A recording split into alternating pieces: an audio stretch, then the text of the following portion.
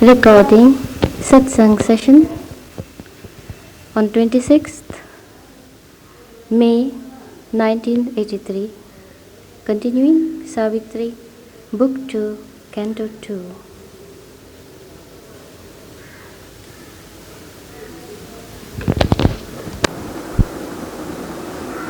Good. We are in the midst of the description of the subtle physical world of matter. Out of some packed self-bliss, it drew at once its form discoveries of the mute idea. This world draws inspiration for giving form to mute, unexpressed idea from some packed self-bliss, from Ananda, and the miracle of its rhythmic thoughts and acts.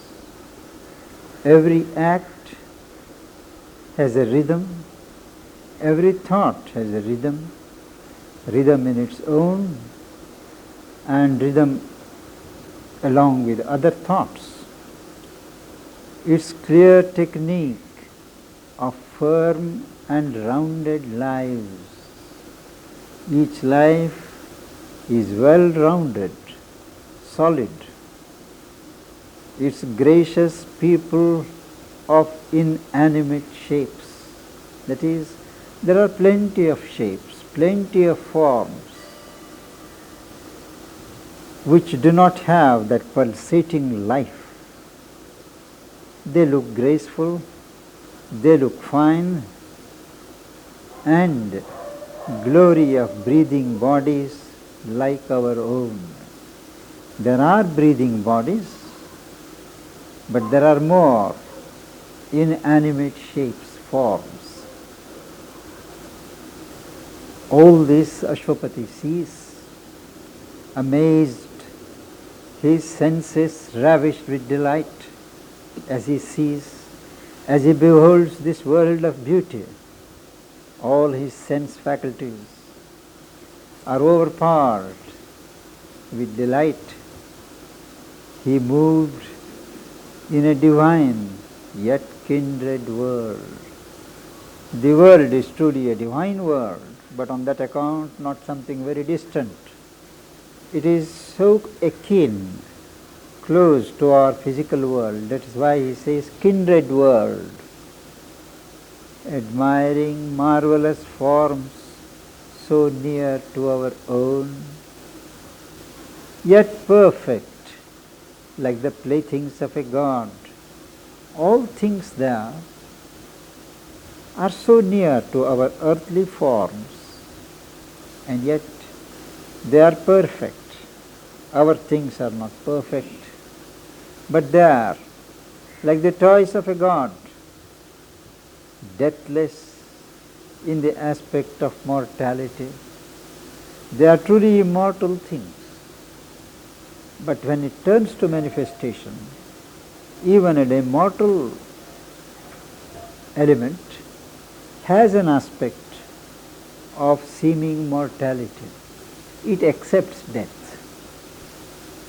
because death is at present an inevitable feature of the lower worlds of manifestation.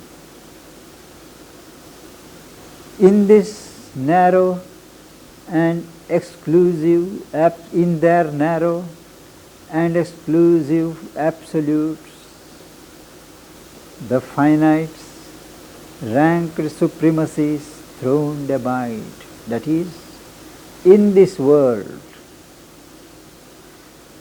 the highest supremacies of the finite reality in their absolute, but the absolute of a finite has got to be finite and narrow. They abide, they live there, and this world is so content that it dreams not ever of what might have been. It is we who dream and torment ourselves on what could have been, what might have been, but not there. Only in boundaries can this absolute live. It is a kind of absolute,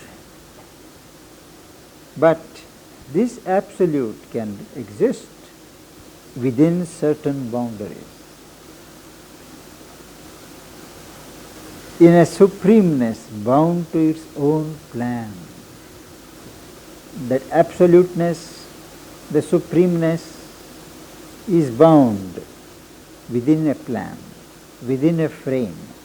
It cannot break through. In its own plan, to its own plan, where all was finished and no widths were left, no space for shadows of the immeasurable. The vast, the infinite could not cast its shadow there. No room for the incalculable surprise, because everything was calculated perfect in form. No chance left for surprise. A captive of its own beauty and ecstasy. This world is a prisoner of its beauty, of its ecstasy. It cannot aspire to anything beyond that. A higher degree of beauty, a supremer intensity of ecstasy, it cannot aspire for. In a magic circle wrought the enchanted might. This enchanted power worked within a magic circle. The spirit stood back, effaced behind its frame. The whole frame is there, but the spirit of it, the soul, it is not visible. It stands behind, effaced, practically wiped out, behind the perfection of the frame.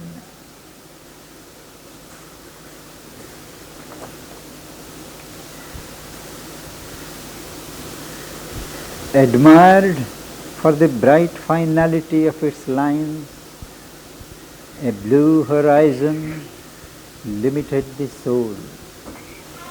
The soul is infinite, eternal by its nature.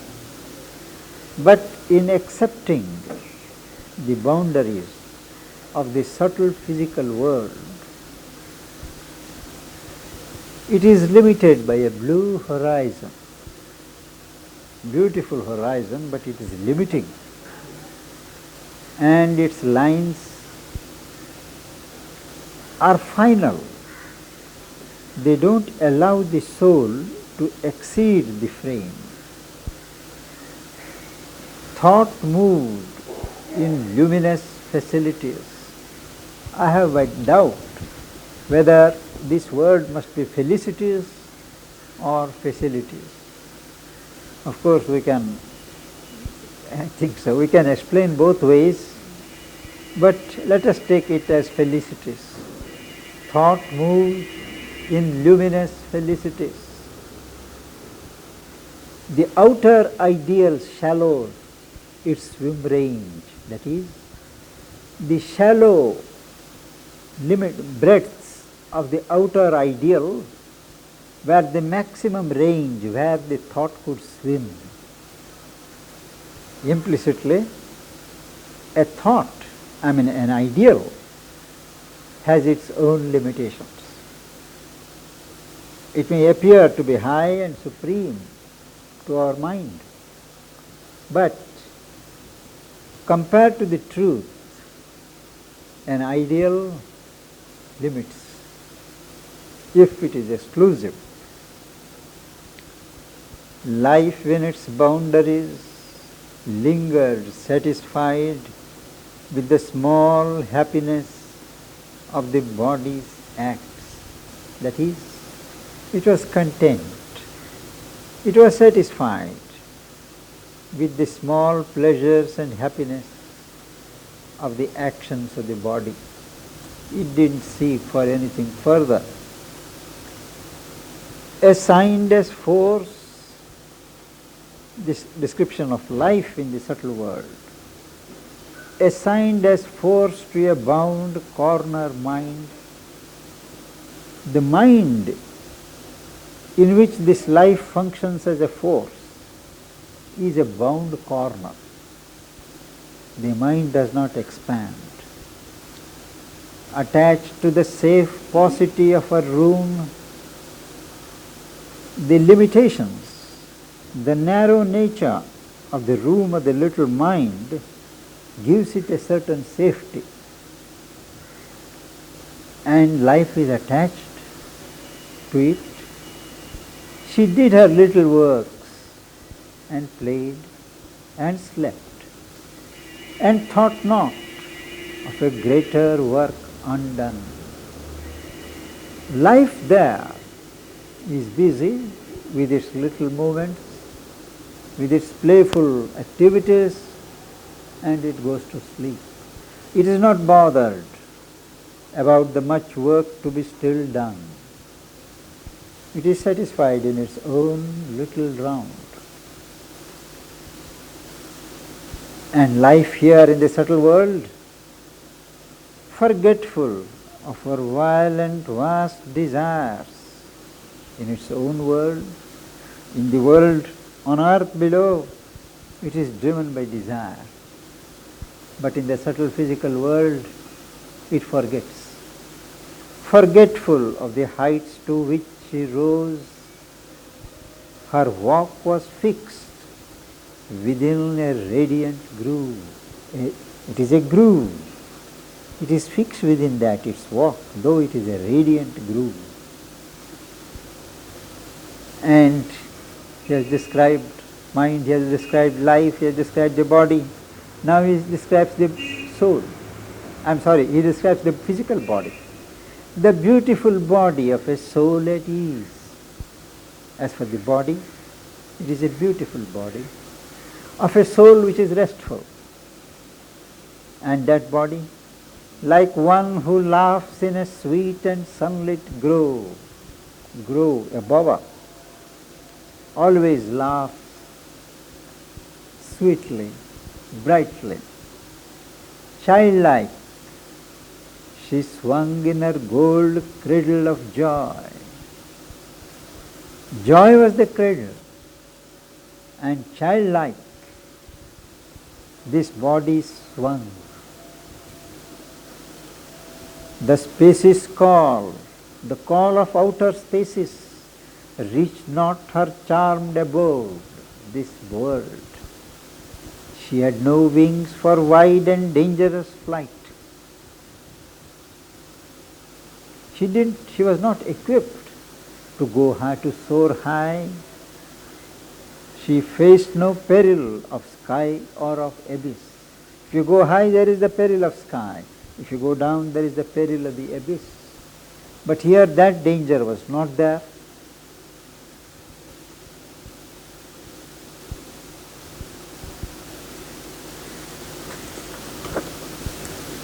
She knew no vistas, no mighty dreams, no yearning for her lost infinitudes. Life here had no yearning, seeking for the infinitudes which she had lost. A perfect picture in a perfect frame. This world is a perfect picture, put in a perfect frame. Only it has no life, real life in it. There is no movement. There is no growth. There is no evolution. This fairy artistry could not keep his will, Ashwapati's will. Ashwapati was not tempted to stay here. His will was not captured by that beautiful fairy artistry characteristic of this world. Only a moment's fine release it gave. For a moment he felt released. A careless hour was spent in a slight bliss. So all that he saw, all that he moved in, it gave him one careless hour spent in a slight bliss, not high bliss, not intense bliss. And then the poet's observations. Our spirit tires of being surfaces. We are always playing about on the surfaces of our nature. But at some point, our soul, our true spirit becomes tired of this surface play. And at that moment, transcendent is the splendor of the form. However beautiful, however splendid the form may be, that is transcendent.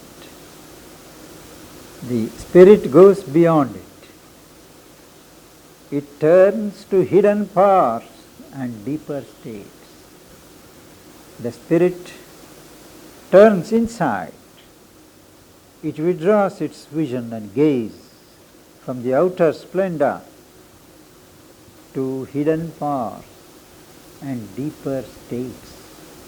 States are of consciousness. Powers are of nature.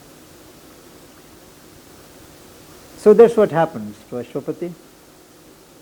So now he looked beyond for greater light. He was not satisfied with the light that the subtle physical world had to offer. His soul's peak climbed, abandoning in its rear this brilliant courtyard of the house of days. This entire stair of worlds, he calls it the house of days. Days capital to indicate that there is no night there. It is an uninterrupted play of light and joy. Now, in his epic peak climb, he leaves behind this brilliant courtyard.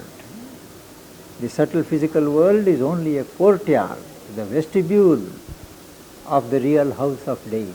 He has yet to enter into the house of days. He left that fine material paradise. It was a material paradise, as beautiful a paradise as can be on the material base.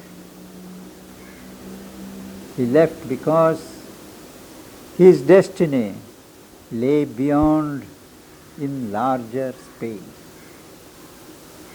He was not held back by all the beauty, all the symmetry, all the harmony, all the splendor of this world. He has seen it, he has enjoyed it in a way, but his spirit is not satisfied. So he pushes further to larger space. And now he enters into the world of life. And there, the next canto is the glory and fall of life, I believe. It is a kind of a flashback as he enters, when he finds life force, the waves of life ascending, rising, but not going beyond a certain limit. He wonders, why is it? What has arrested? What arrests this mighty movement of life? And at that time, when he is bewildered, perplexed, it is revealed to him how.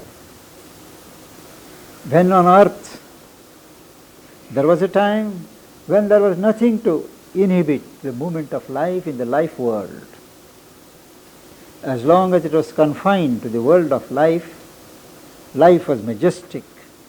Life was unfettered. But sometime in the history of the universe, there was a call from the earth. All was matter. The souls, the gods, imprisoned in the material forms, they cried out to life.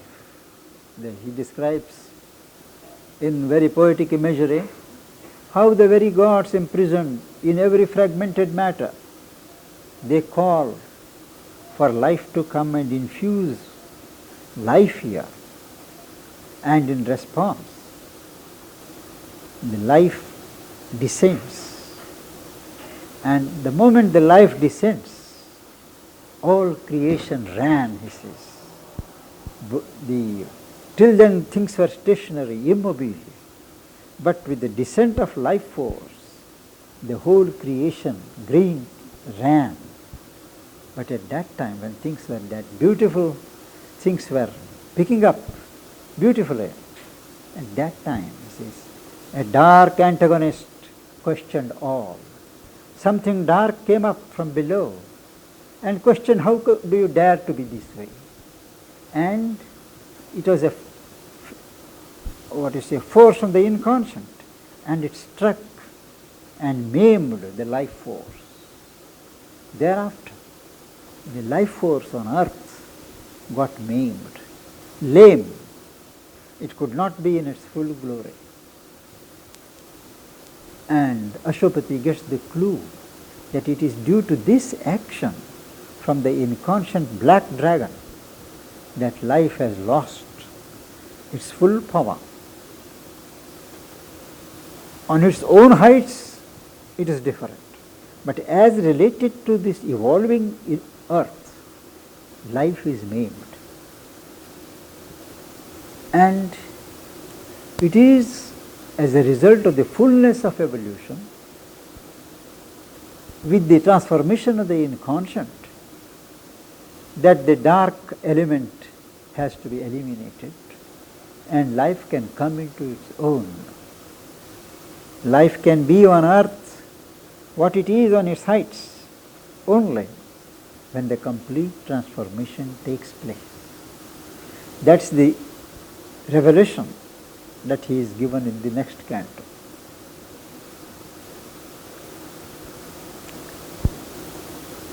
Out of some packed self-bliss it drew at once its form discoveries of the mute idea and the miracle of its rhythmic thoughts and acts, its clear technique of firm and rounded lives, its gracious people of inanimate shapes, and glory of breathing bodies like our own. Amazed, his senses ravished with delight, he moved in a divine yet kindred world, admiring marvelous forms so near to our own, yet perfect like the playthings of a god, deathless in the aspect of mortality. In their narrow and exclusive absolutes, the finite's ranked supremacies throned abide. It dreams not ever of what might have been. Only in boundaries can this absolute live, in a supremeness bound to its own plan, where all was finished and no widths were left, no space for shadows of the immeasurable, no room for the incalculable surprises, a captive of its own beauty and ecstasy. In a magic circle wrought the enchanted might. The spirit stood back, effaced behind its frame, admired for the bright finality of its lines. A blue horizon limited the soul. Thought moved in luminous felicities. The outer ideal shallows its swim range. Life in its boundaries lingered satisfied with the small happiness of the body's acts, assigned as force to a bound corner mind, attached to the safe paucity of her room. She did her little works, and played and slept, and thought not of a greater work undone. Forgetful of her violent vast desires, forgetful of the heights to which she rose, her walk was fixed within a radiant groove. The beautiful body of a soul at ease, like one who laughs in sweet and sunlit groves, childlike, she swung in her gold cradle of joy. The spacious call reached not her charmed abode. She had no wings for wide and dangerous flight. She faced no peril of sky or of abyss. She knew no vistas and no mighty dreams, no yearning for a lost infinitudes. A perfect picture in a perfect frame. This fairy artistry could not keep his will. Only a moment's fine release it gave. A careless hour was spent in a slight bliss. Our spirit tires of being surfaces. Transcended is the splendor of the form. It turns to hidden powers and deeper states. So now he looked beyond for greater light. His soul's peak climbed, abandoning in its rear this brilliant courtyard of the house of days. He left that fine material paradise. His destiny lay beyond in larger space.